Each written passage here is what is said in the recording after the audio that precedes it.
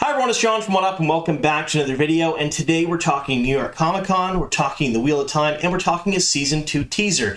Yes, The Wheel of Time and The Lord of the Rings Rings of Power shared the stage Friday night, and the showrunner released a bunch of new information about the second season for us today. So, I'm going to do two separate videos. Today's video will focus just on that teaser. We're going to show the teaser after, of course, spoiler warning. I'm going to break it down frame by frame and try to figure out exactly what's happening in each and every one of those scenes, what it means for Season 2, and what direction this series will go because of the stuff we're seeing. Now, I will warn you, we're going to be left with a lot more questions than answers, but there is a ton of good stuff in there, and I plan on going through each and every little tidbit with you folks. Now, the second video, which will probably come out, I'm going to say, day after tomorrow, will be about the panel itself. There was a Q&A, there was some information released about the show, there was some stuff on social media over the weekend. We're going to talk about all of that in a separate video because I don't want this one to be too long because, let's face it, we're going to push the boundaries here because I'm going to dive through this teaser frame by frame. Now, if you're new to the channel and you don't know what we do here, we cover Wheel of Time show news, so anything and everything to do with Wheel of Time, that's what we talk about here. So if you like that,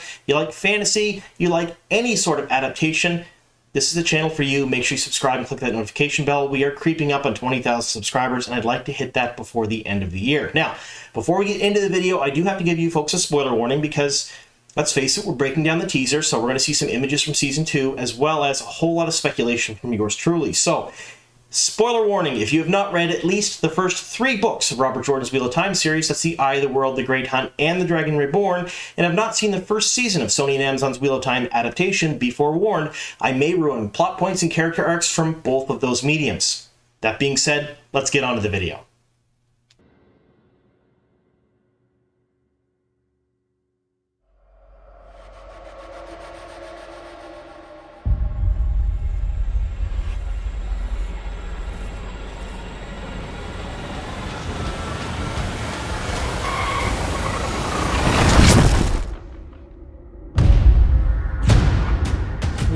The Dark One. We set his strongest lieutenant free. He may be waking the Forsaken. You have no conception of the power they wield. The only way to stop all this suffering is to stop the wheel itself. All right, absolutely amazing teaser. I'm pumped. I can't wait for Season 2. We didn't get a release date, but we know it's coming. And from what we've seen so far, this stuff looks really, really good. Now, before we dive into breaking this thing apart and dissecting it frame by frame, scene by scene, I do want to let you folks know something. I have not watched anything on this other than the teaser itself. So I know the Dusty Wheel had a 5-hour-long live stream. If you haven't seen that, highly recommend you go watch it. I'm going to watch it later today. I know Unraveling the Pattern did a really good video on this. A few other YouTube creators did absolutely amazing breakdowns of the teaser. I haven't watched any of them because I didn't want to be influenced by anything they had said, because I'm going to watch it and go, oh, of course, right? I want to do this with fresh eyes, so I may get some things that are different from the other YouTubers. I may get some things that are completely wrong, but it'll be looking at it with a fresh set of eyes at the very least, and I'm pretty excited to do that. It's how I do all my videos, all my shows. I try not to look at anything else until at least I do my video for it. So, opening scene here of the teaser, a group of riders coming down a mountainside, and it looks like spring hasn't come yet, so I'm pretty happy with that. It looks like the grass is dry, dead, kind of decimated. There's some, evergreens and some shrubs and stuff that are fully green, but I think that's kind of the vibe they're going for here, which mirrors the books, which I'm quite excited about. And I think who these riders are is Perrin and the riders, the Shannara riders from Faldera on the hunt for the Horn. Now, that's just a guess, but if I had to guess, considering the amount of riders that are there and the fact that they're all going somewhere in this type of landscape, which is fairly reminiscent of what we've seen around Faldera in the first season, I think it's probably them. And I think, I'm going to double down on this, I think we're going to open the second season with a scene of Perrin and the riders in the hunt for the Horn. I think we're going to start on the road. I don't think we're going to start in Faldera. I don't think we'll start there at all. I think this will be it, and this might even be the cold open for the entire series. Pretty excited to see this. Now, we come on to this. Now, we get a few shots of Shamael and Rand here, and what's really interesting is they're starting to set up the motivations for Shamael right away. Now, in the first season, we didn't really know what was going on. There's a whole lot of mystery there. Amazon likes their mystery. They like to try to hide things from the audience, even though the audience already knows what's going on. I think they think it makes good TV. I thought it took away from the first season personally, but some people did like it, especially people who hadn't read the books before. But here, they're out and out telling us what Ashamal's motivations are. The only way to stop the pain and the suffering of the world is to stop the wheel. Absolutely chilling, really cool, and I'm glad they did that, and I'm glad they're not hiding that. I'm not glad they're not hiding the motivations of the bad guys, other than the fact that the Dark One is bad and we're going to oppose him. Now you have Rand waking up here. I think we're going to see a common theme in the second season of dreams. I think we're going to see a whole lot more dreams than we did in the first season. Now we did see a few. We saw the bats. We saw a couple of other things that went on there. Ashamal and the arrow, which was a really neat scene. But I think we're going to see at least once per episode, if not more, either Rand or one of the other Ta'veren, Perrin, or Mat dreaming of the Forsaken, specifically Ashamal setting up the fight at the end of the season. That's my guess anyway, but I would love to see more of the dream world, because they're going to introduce the Aiel and the Wise Ones and the Dreamers. They're going to have to start introducing the concept that what happens in dreams is real much sooner. So I'm pretty excited to see that. We have these scenes. We have Ashamal walking what appears to be in a cave. Now, this could be the Eye of the World. The background looks very similar to me. The steps cut into the ground also look very similar to me. But it could be a completely different place, a completely different area. Now, one of the things that was toyed with forever and a dog's age ago when Robert Jordan was writing the books was multiple Eyes of the World. That was scrapped on very early on. And there was some thoughts in the community that maybe perhaps they're going to be revisiting that for the show. They'll have multiple spots like this Eye of the World, all housing the Dark One's lieutenants, so to speak, the Forsaken. I don't know if that's how it's going to be, but the very next shot is this woman covered in blood reaching her hand out, and Ashamal takes her hand. Or at least it's cut to look like the person who is Ashamal is taking her hand. Now, what's interesting about this is Geeky Area from WOT Series a very, very long time ago came out with some information that they were casting body doubles covered in blood. Now, these body doubles covered in blood at the time, it was figured out that it was likely for Lanfear or Selene, which means that this could be our very first look at Lanfear, or Selene, as she's also known in the books. Now, I don't exactly know if Matt from the Dusty Wheel is pretty excited about this or not, but I'm guessing, if I had to guess, this is probably who that is based on other leaks and information we've had. I'm just sad we don't get a better look at the actress in question so we can know who she is. Then we cut to this. This, at first glance, when I first watched the teaser the very first time, I was like, oh, they're showing all the Forsaken together. And then I rewatched it and I went frame by frame, and I realized, no, this looks to be a revamped version of the Dark Friend social. Now, in the books, the very start of the books, where I started the second book, you have Bors. Now, Bors is at a Dark Friend social. There's a whole bunch of Dark Friends. They're all up in around Sheo Ghul in a big manor, and they're given instructions by the Great Lord, or who they think the Great Lord is. There's Fades there, there's Trollocs. It's very interesting, and he kind of walks around, and he can tell who people are based on their hands and what's not covered. So in this picture, you have a whole bunch, all these people except for Ashamal, covered by what appears to be a black robe, except for their hands. So you can tell a lot by people's hands from what Boris were saying. So in the books, he knew who was a soldier, who was an Aes Sedai, who was sea folk, all by looking at their hands. Lords, ladies, their boots were showing what they wore on their feet. So we're going to try to do that with this. Now, the first thing I noticed in this particular photo is there is 4 people, I think, 4 people that do not have their hands on the table. Everyone else has their hands on the table. It might be a requirement of Ashamal to have their hands on the table. I have no idea, but everyone else seems to have their hands there in sort of a business-like setting, except these 4 individuals. Now, these 4 individuals, 2 of them, I think, appear to have the build of women, so I'm not 100% sure here, but I think if I had to guess that the 4 without their hands on the table are probably Aes Sedai, because we see someone right to Ashamal's left there wearing a red dress. Hands are not on the table. We see a person in the very back to the far right with blue sleeves, hands not on the table. You see a person in the foreground. We have no idea what they're wearing because you can't really tell from this angle. Hands are not on the table. And then a person to the far left there with no hands on the table. Now, the person to the far left there, you can see there is a ring on their left hand. Is it a Great Serpent ring? I don't know. I tried zooming in. I tried enhancing. It didn't really work out. But if I had to guess, those are 4 Aes Sedai. We're seeing our first look at Black Aja here. And you take a look at the rest of the people here. If I had to guess, I could guess a couple of these people. You have what appears to be a white cloak in the back left-hand corner. This could be Boris himself, which would be really very interesting. I'd love to see that, especially from his perspective for the opening sequence, like the Darkfriends social. You have 2 people next to him that appear to be wearing some sort of armor on their arms. I don't know if it's Shineran, which there is a Shineran Darkfriend that's going to come to the forefront, I believe, during this season. And it's not a spoiler because they give you spoilers up to the Great Hunt, or up to the Dragon Reborn, rather. So I think one of those 2 could be Ingtar. And I think they're probably going to give subtle clues for the entire season that Ingtar is a Darkfriend without screaming at your face. This could be their mystery for the second season, is who is the Darkfriend, who is sabotaging the Hunt for the Horn, who is hampering the progress. It's Ingtar, of course. All the book readers will know that, but I'm wondering if maybe this will be Amazon's big, reveal for the second season. We'll find out. All right, so then we come on to this. Now, I'm going to have to move myself here because there's a couple things there I want to talk about to make myself a little bit smaller. So we have Seanchan, and in the background you can see Perrin and Loyal, and these I could look at nothing else but the soldiers at first because it was absolutely amazing. But there's a couple of things I want to talk about other than the soldiers and how good they look here. Is you have what appears to be the rest of the Hunt for the Horn party in the background. In the foreground, you have Uno being forced to kneel. That's very important here, and I think I know what's going on in this scene, and I'm going to try to guess. So in the foreground, you see someone with what appears to be a septum piercing with, I don't know if that's a leaf or something ornate covering their mouth. This could be something similar to what the Soldam were wearing, what everyone thought were soothers in the first season. It could actually be a septum piercing with a big flat piece of jewelry covering their mouth, indicating whether they can speak or not.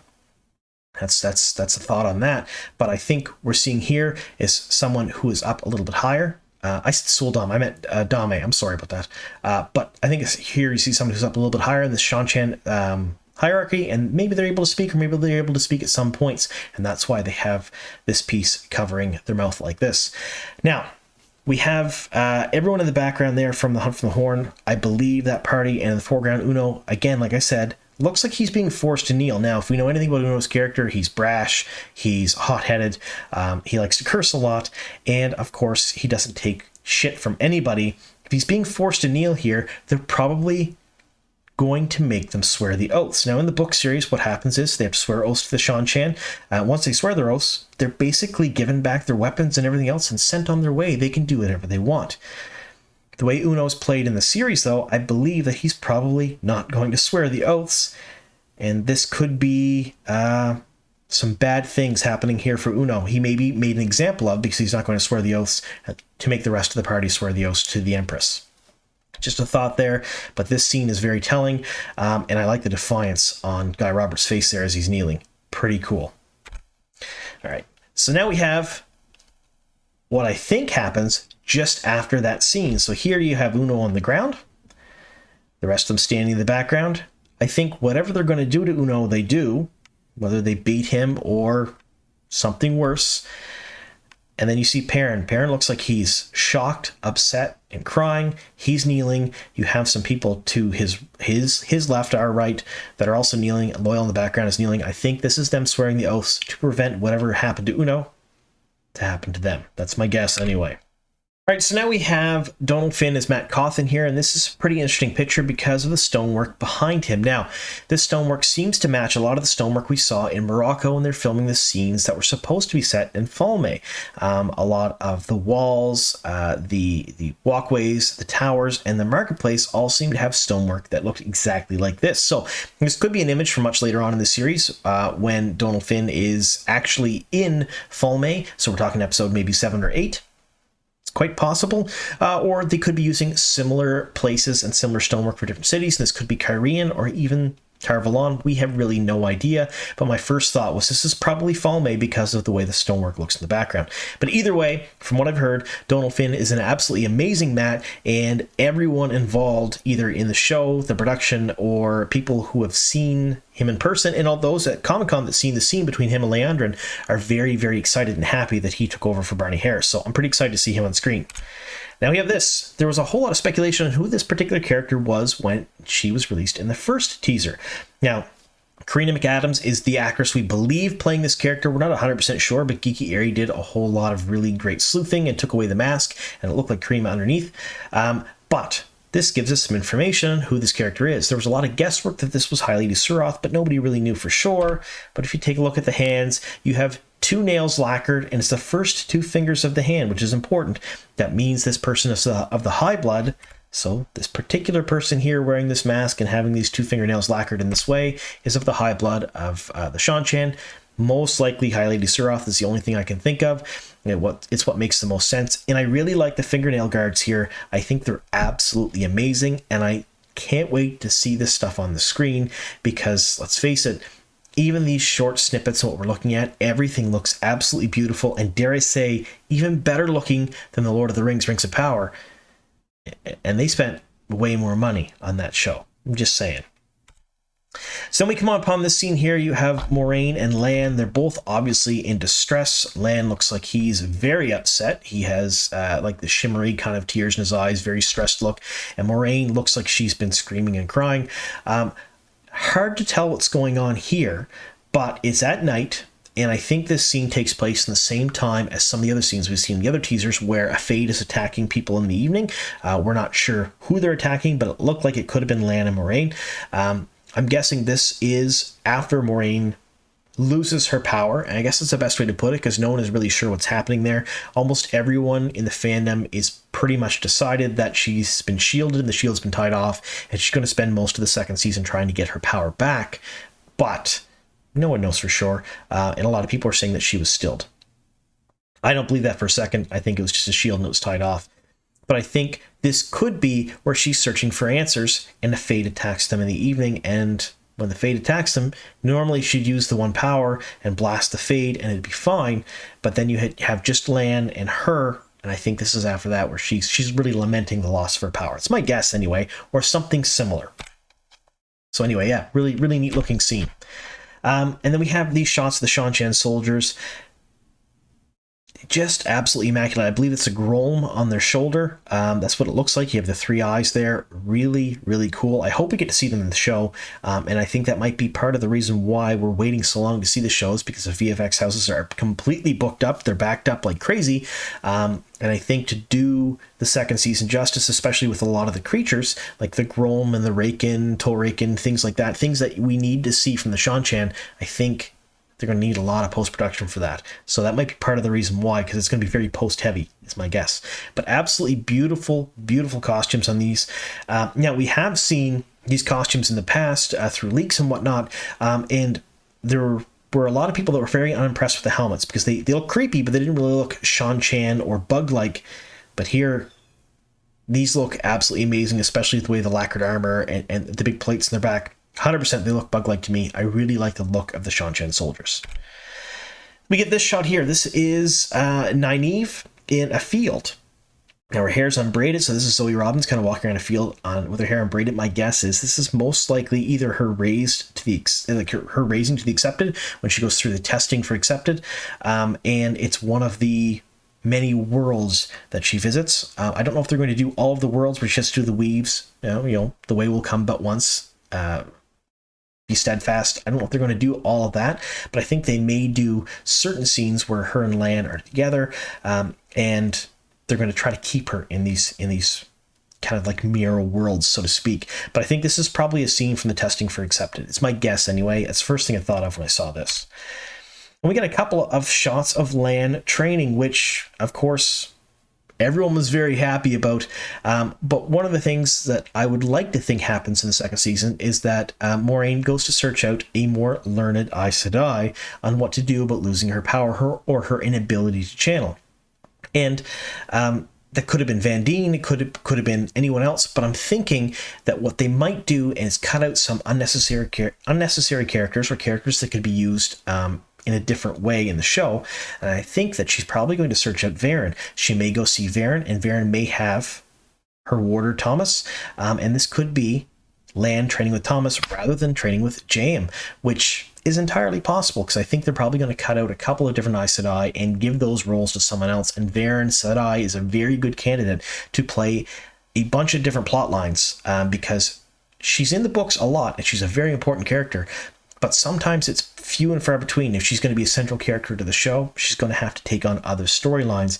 So my guess is they make their way to Varen. So Moraine can talk to Varen, and Lan reminds Thomas that he's more than just a librarian's assistant, I guess is the best way to put it, and they're out practicing the sword together. That's what I think these scenes are here. And I can't wait to see if I'm wrong or right, but I really like that idea that they're going to see Varen. All right, and then we have this scene here. We've seen shots of this from other teasers before, and there's been a whole lot of questions. Was this Gowan and Glad practicing the Warder's Yard with Donal Finn as Mat? But now we get a better shot of it. Person in the middle there, Zoe Robbins, plays Nynaeve Almira, and she is practicing the sword with some warders. You see Maxim in behind her there, played by Taylor Napier. Why is she learning the sword? Now, she doesn't really learn the sword in the books, and in fact, she kind of makes fun of men for thinking with their muscles quite often. Then again, she did have a big stick. She liked to thump people with that too in the Two Rivers. So I'm guessing that maybe, just maybe, during your training at the tower, because this is obviously the tower, considering the architecture in the background, and you see the arrow targets, like the archery targets and stuff. This is probably the warder training grounds. I think they're probably training her to defend herself, or at least the warders are, because of the block. And I think we're going to explore more of her block in the second season. Now, in the book series, Nynaeve can't channel unless she's angry, and that is her block. That is because she's a wilder. She learned to channel on her own, and she has to be angry or have very, very strong emotions to be able to channel. And that's not great because an Aes Sedai is supposed to be cool, calm, and serene. So maybe the warders are taking pity on her here to train her a little bit so she can defend herself out in the world, or it's quite possible that this is part of the training to remove her block. But I'd like to think that Lan talked to the warders and said, I really like this girl. Train her. Make sure she stays safe. She's quite capable. She can defend herself. Just give her the tools to do it so I don't have to worry while we're apart. That's, in my heart of hearts, that's what I'd like to think, that he's set all this up for her. But I don't know. But either way, really cool scene here. Let me know in the comments down below what you guys think so far. Do you think this is indicative of Nynaeve's character? Do you think you're going to take her in a different route? Or do you think this is, something brand new for her? All right, so we have this scene here, which I think is very related to the two pictures we saw earlier of Moraine and Lan, where they look scared and they're looking at each other. Moraine's holding a knife here. This is the same knife, or it appears to be the same knife that she used to attempt to kill Rand at the end of the first season. So continuity there, really cool. But why would she be holding a knife pressed up against what appears to be some stone in the woods, unless they're being attacked and she can't use the one power? So this could be the scene where the Fade attacks her and Lan, and she has to defend herself with a knife, and Lan has to fight the Fade off with the sword. So they're doing it in tandem together. She doesn't have her power, and she realizes how big of a part of her life is missing, and that's why they're so upset afterwards. Again, spitballing here, but I'd like to think that's what's happening. All right. Now, this is another interesting thing here. So you see some Seanchan soldiers, and then there's a few things to take apart here. So in the background, you see the flags. Now, in the previous videos, I've talked about leaks. These are the flags I've talked about. Really hard to see what it is. Even here, zooming in, it's hard to see what that is. It's not really a discernible figure at any great distance, but it could be a hawk with some lightning bolts underneath it. That looks like 3 lightning bolts. In the initial videos when I talked about it, I thought it was a tree because it was pretty grainy and out of focus. A little bit better image here. Kind of maybe looks like a hawk with the 3 lightning bolts. Definitely Seanchan banners either way. You have a few of the guards in front here. And then the gentleman in the middle. He's holding a sword, and he's got 2 lacquered fingernails. I believe this is our High Lord Turok. It's my guess anyway. And this could be our first taste of seeing a Blade Master fight on the screen. I don't know who he's going to be fighting or how. And I suppose some of you are going to start arguing in the comments that, well, Lan's a Blade Master. Well, yes and no. But we'll go with that for now. But High Lord Turok and Rand fight was the first scene when Rand really realized that he was a Blade Master, that his training had taken him to that level. I wonder if we'll get to see that fight in the second season. My guess is maybe not, because he hasn't been trained in the sword yet, or because Lews Therin was an expert in using the sword, 100% an expert in using the sword. Maybe he can take some of that knowledge and absorb it like he takes the knowledge to absorb learning to use the one power. That would be kind of cool too, and they could explain that he's merging of the 2 personalities that way. That's how he learns the sword so well. Either way, High Lord Torok in the middle there, really, really very cool. And you see a person in the background with a mask on their face. That could be a Sul'dam. I have no idea. I don't see what appears to be a bracelet on there, but they are wearing a mask, which is very interesting. I can't wait to see how they structure the Seanchan on the screen. At the very least, we're seeing the lacquered fingernails so far, which is nice, and we can tell which rank they are from that, which is pretty cool. Yeah, you can actually see them waving in the wind there. See the fingernails waving in the wind, going back and forth. So they're acting like real fingernails. They're not. Absolutely cool. Really amazing. I was very impressed by that. We get the shot of Egwene here. She's looking down at the stones in the background, kind of looking upset. And then this is framed with a shot of Donal Finn as Mat. He looks sick here, probably still from the dagger, hasn't been healed yet. He's crying, of course. Stonework in the background looks to be exactly the same. So I would say this is probably where he's being held in his tower cell, because there was a scene shown at New York Comic Con where Donal Finn was acting with Leander and Kate Fleetwood on screen, and he was in his cell. And he had mentioned that he'd spent so much time in his cell, they kind of had funny names for it and stuff. So I think there's a lot of scenes, and I think this could be one of them scenes where Egwene is actually seeing him for the first time since she's been back in the tower. And we have this scene here of Loial. Now, I actually saw on Twitter, and like I said, I didn't watch any videos or anything of this, but somebody saying that it looks like Loial's pulling something. I don't believe he's pulling something at all. So you have what appears to be a rope around his neck, underneath his arm. And if I do this, see this rope over to the right there? He appears to have ropes tied around his arms as well. Now the background sort of looks like what we've seen in some other teasers, whether it be the Foregate, whether it be part of Fallmate, we're not entirely sure. But we have seen Loial in some of those teasers in the background during a fight. I think this is the same fight here. And I think he's fighting Seanchan soldiers. And I think they're adept at fighting Ogier because they have the Gardeners. They have the Deathwatch Guard, which are comprised of some of the fiercest warriors in the world. And they're Ogier. So I think rather than fighting them straight on because of their sheer size and strength and their ferocity, I think they've learned to maybe tie them up with ropes. And that's what's going on here. Catch poles and ropes to kind of weigh Loial down so he can't really enter the fight. That's my guess here, because it kind of looks like he's tied up a bit there on the side. All right, so then we have another scene of Moraine. A lot of scenes of Moraine in distress or upset in this teaser, and that probably totally has to do with the fact that she no longer has access to the power. And it could be to fuel the suspicion that she's been stilled, because most Aes Sedai who are stilled give up the will to live. They're very upset, they're very sad, and they just don't want to live anymore, and they die shortly after. Same as men who are gentled, because the power is such a big part of their lives. I think all this was put in here on purpose to make some of the fans go, well, maybe she was stilled. I still don't think she's stilled. Definitely a red herring. She's definitely upset about losing something here, and I believe it's the power. And it's a bath scene. We don't see Lan here in the bath with her like we had seen in season 1, but this could definitely be her just being upset about the events at the Eye of the World, probably earlier on in the season. We have this iconic shot here of Yosha Stradowski, Rand al'Thor, tied to that wheel. We had no idea what the wheel was. A lot of people thought it was a torture device because of the ties on it, and of course it kind of looks that way, although we have no idea how this fits in. Is it a dream sequence? My guess is yes, it's probably a dream sequence. There's no way that I can fit Rand being captured and tied to a wheel in the first season that makes sense, unless he's captured by the Seanchan and he has zero control over his power, and they know he's the Dragon Reborn, and that's why they tie him up like this, so he can bow to the Empress as per their prophecies. I really don't think that's the case, so this is probably a dream sequence. Probably has something to do with some of the Forsaken. I would like to think that this is where he meets Lan for the first time, because this could be a scene that would be rewatched a lot if Rand here is tied to the wheel and he meets Lan for the first time. So let me know in the comments down below what you folks think. How does the wheel factor in? You got to remember, it's in a desert setting, so we've seen it in other teasers before. It's during the day, and you have Rand tied to it, so could be the Seanchan around Falme. My money's on a dream sequence, though. That's my guess anyway.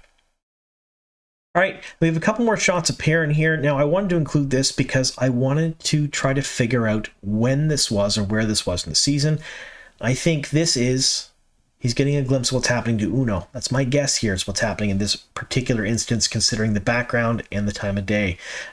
They seem similar to the shots with Uno anyway. So let me know in the comments down below if you think that's correct or not. All right, now, speaking of Uno, we have a really good clip here of Uno fighting Seanchan. This could be before they're captured on the road, because it is in the evening. They are fighting Seanchan. This could be some no-name village. People have guessed, including myself, that it's the Foregate. People have guessed it's Kyrian. People have guessed that it's part of Falme. I have no idea. It could be some no-name village along the way where they encounter the Seanchan and they put up a fight. But you get to see the hawk on the shield, which is really very cool. And then Uno just bashing the crap out of one of the Seanchan soldiers. Look at the scarring work on Uno's arm, the back of his head, around his ear. Beautiful, beautiful effects makeup. And I can't wait to see him in action. Guy Roberts, of course, is absolutely fierce, and I think he's a perfect Uno. I can't wait to see him fighting the Seanchan on screen. Then we have the shot of Sophie. Now, Sophie plays Seanchan, the Amyrlin in the show. We only got to see her for a couple of brief scenes in the first season. Now, one was when she was younger, and a couple of them were centered around Moraine in the tower, but that was it. She was definitely not a big part of the first season at all, and she is a fairly important character in the series throughout the entire series. Here, it looks like she's getting out of her carriage, because, of course, in the book series, she does this, and she basically visits Faldair at the very start of the Great Hunt, and that's what kind of kicks off everything. There's an attempt on her life, and then she meets Rand, she meets the rest of them, and she kind of like gives them their send-off for the Great Hunt to find the horn. I don't believe this is Faldair, considering the background. I believe this is probably Tar Valon, considering there's a lot of white stone there. Maybe, possibly Kyrian, but I can't think of a reason that Swan would go to Kyrian in the second season. My guess is she's just being ferried somewhere on her.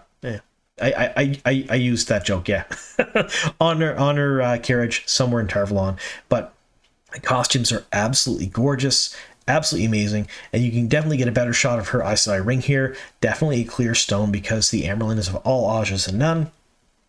I can't get over this particular image. Really, really happy with it. And then we have a couple more images of Shamael here. Now, this is near the end of the teaser when they're talking about breaking the wheel, which I mentioned at the very first of this video. Really, really excited to see them play that up. I want the Forsaken all to be much more than they were in the books. Now, a lot of people seem to think the books are completely infallible. They're absolutely amazing, and they are in many ways, but they do have some problems and some issues. Now, the Wheel of Time series was great, but the villains were pretty 2D for the most part for a very, very long time. They were like cookie cutter villain of the week type things, is what was happening in the books until much later. I want to see them fleshed out. I want to see their motivations, and I want to feel for them on screen. And I think they're going to do that here, considering the amount we're seeing Ferez here on screen as Shamael talking about stopping the wheel. Pretty excited. Now, here's another shot I wanted to talk about. This is that big battle, probably the same battle that Uno's bashing that Seanchan soldier, and you have this scene here, and I want you to pay attention to the person on the right. So this person on the right is coming in. I don't know if the hair is pulled back on the top and the sides of the head are shaved. So could this be a Suldam? It's possible, maybe, because some Suldam are of the low blood, but I have no idea. Either way, a really neat shot where you have Shienarans fighting Seanchan, and looks like the Seanchan are just kind of also obliterating the villagers in the background. Either way, let me know in the comments down below. I wasn't able to get a real good version of this where the sides of the head were shaved, but that's what it appears to be in all the enhancements I've looked at for this particular photo. All right, and then this scene, of course, Egwene being collared. Obviously, right away, we know this is different from the books because she was collared out in the open. They came out of the ways, out in the mountains, and they were collared right there, like right out in nature. This looks to be in a dungeon. It looks to be maybe not at night, but definitely underground or inside some sort of large structure, because you have light coming in from the top, hitting her in the face. But either way, this is almost exactly the same collar that is on the Seanchan Dame that we've seen at the end of the first season. So we're definitely getting the scene with her collared. and she knows she no longer has access to the power. That's going to be a pretty powerful scene. I can't wait to see that in the second season. All right, so there's a couple things I want to talk about here. So this is the White Cloaks surging into this particular fortress. Now, I have no idea what the fortress is, although there is something I want to show you here. So, take a look here. That is the same doorway. Now, that doorway, this one is from a leak that came out. And then if we go even further and we take a look at what's above that doorway, that's that there. So we take a look at this, make it a little bit bigger, and we take a look at it, we can actually see the images above that doorway. It looks like some rising suns set like golden sunbursts, so to speak, set in circles around something in the middle. No matter how much I played with this image, I wasn't able to tell what was in the middle there. However, I believe this could be a White Cloak fortress because of all of the golden sunbursts. Now, I could be 100% wrong too. So you got to remember, this is, there's a whole lot of done to this particular part of the image to be able to see what's going on here. But I believe this is either a fortress owned by the White Cloaks or maybe Amador itself after the Seanchan invaded and the White Cloaks are trying to take it back. And that's where they formed their sort of pact or alliance. It's entirely possible either way. I don't know. Or maybe this is just the White Cloaks trying to take back some of the land. Let me know in the comments down below what you folks think. Either way, really interesting here because I believe that this is a fortress of the White Cloaks, one or the other. Right, and then we have this. This, I think, all comes back to that same shot with Moraine and Lan at night, Moraine with the knife, Moraine and Lan looking very upset, scared, back to where you have the Fade attacking someone in the last teaser. I think this is the same thing. You can see some blood on the sword there. So this Fade, or this person, whoever this is, killed someone. There's blood on the sword there already, and it looks like they're going after someone else. So it's either the same shot with Moraine and Lan, and this person has killed someone, whether it be whoever they're visiting or whoever they're traveling with, or I'm completely wrong and it's something completely else. But I don't 100% get the idea that this hooded and cloaked figure is a Fade, even though the sword is reminiscent of one, even though the cloak is. This may be Ingtar. We may be seeing a scene here with Ingtar killing someone, part of his party, to hamper their efforts to find the horn. That was my second thought when I saw this particular shot of the teaser. I'm really hoping they just mess with the audience a whole bunch. I'd be happy with this. Not Who is the Dragon Reborn, not all the other things they did with the first season. I want to know who's the Dark Friend. Yes, a lot of us will know it's Ingtar, but if they do things like this the whole way, where it's a cloaked hooded figure doing horrible things, I think it'd be pretty interesting to see the outcome of people who haven't read the books when we watch the series. All right, another good shot of the Seanchan soldiers here going to battle. The level of detail in these costumes are absolutely amazing. These look like common foot soldiers. They don't have the Grolem or the tasseled spears. Those would probably be Grolem riders because of the longer range weapon. The spear would be much more useful from the back of a giant frog, I guess is what Grolem really is, rather than a short sword like they have here. But either way, the level of detail in these costumes, absolutely immaculate and amazing. I've seen a lot of leaks, but nothing does it justice like the teaser. Really, really excited to see this stuff.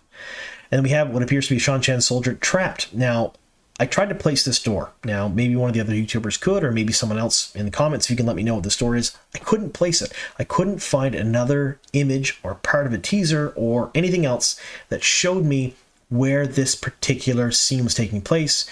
But I would say he's being attacked by someone that's able to weave fire, so either an Aes Sedai who hasn't sworn the oaths yet, perhaps Egwene, maybe Elaine, maybe Nynaeve, but I think this could be Egwene's escape.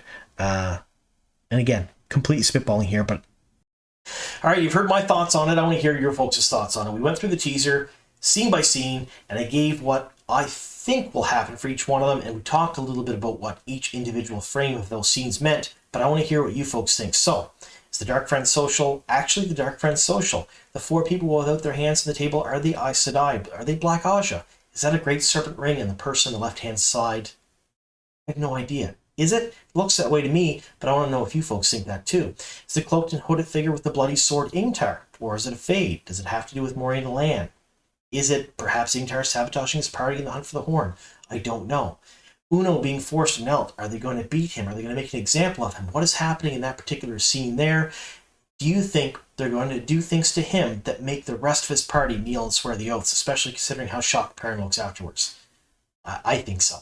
Either way, let me know in the comments down below all of your thoughts on the teaser, all of your thoughts on what we're seeing, and let me know exactly how excited you are for Season 2. And I know there are a ton of you out there that watched Season 1 that were disappointed and said you'd give the show one more shot, or maybe are not going to give the show one more shot. But you are watching these videos about Season 2, so I'm hoping you do. I think Season 2 is going to be infinitely better than Season 1, especially considering there's no rewrites, there was no problems with COVID, there was no stops. I think we're going to see probably something way better than even the Rings of Power. Anyway, thank you so much for sticking with me here to the very end. Here's to many more.